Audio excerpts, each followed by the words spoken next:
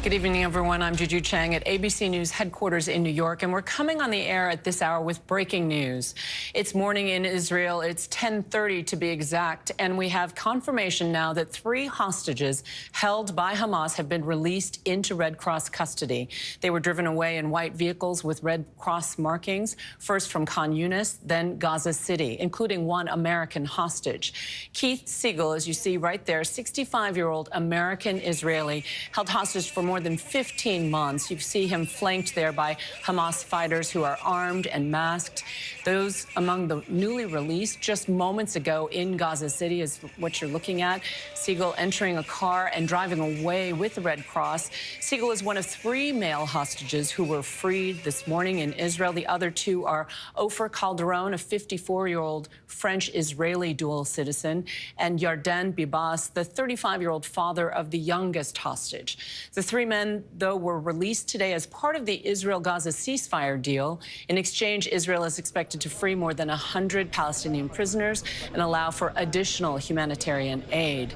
Siegel, as you may know, was raised in North Carolina, and his wife Aviva were both kidnapped from their home in Kfar Aza. You're looking at pictures earlier from Khan Yunis, and this is a picture from earlier this morning of the release of the 2 other men. Aviva, his wife, Siegel's wife, was released with dozens of women and children in a prisoner exchange back in November in 2023. I want to bring in ABC's Britt Clinton in Tel Aviv in what's known as Hostage Square. There was a big yelp that went up, we know, for the latest Brit. This handover was far more orderly than the past handovers. It was indeed. Juju, the crowd here erupted into cheers, but there was also tears of joy as Keith Siegel, the first American in this ceasefire deal, to be freed after 15 months in captivity. As I say, there were tears, there were cheers, there were claps, but also I think the overwhelming emotion here is one of relief as we saw those images on the big screen here in Hostage Square of Keith Siegel in his black cap, looking slightly thinner than he was before. He was waving at the crowd on the stage there in Gaza City in the port. Now he will be taken for assessment. We don't know what his condition is like, and he'll meet there with his wife Aviva and their son as well. Now Aviva herself, she was also taken with Keith on October 7th from their kibbutz Kfar Aza. Aviva was released in 2023 November in the week-long ceasefire then, and Aviva speaking to us in September said that when Keith comes out, he's going to be treated like a king. Juju.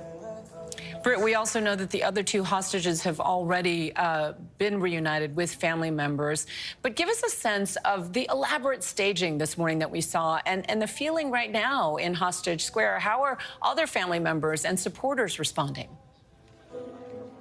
Yeah, I think, you know, with these earlier handovers, we did see Hamas trying to project this image of power and order in Gaza. And then we saw on Thursday those images of Abel Yahud going through those large crowds surrounded by those masked militants. She clearly was distressed.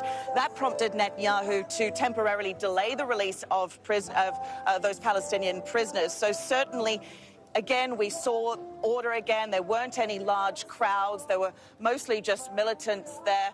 Again, Keith waving at the crowd. So certainly it seems as though Hamas has taken heed of that criticism at least. And it does seem like there's less chaos and commotion there with these handovers. Well, thank you for the latest from Hostage Square there in Tel Aviv. To recap now, 3 hostages held by Hamas have been released, including American Keith Siegel. We'll have much more on Good Morning America Saturday.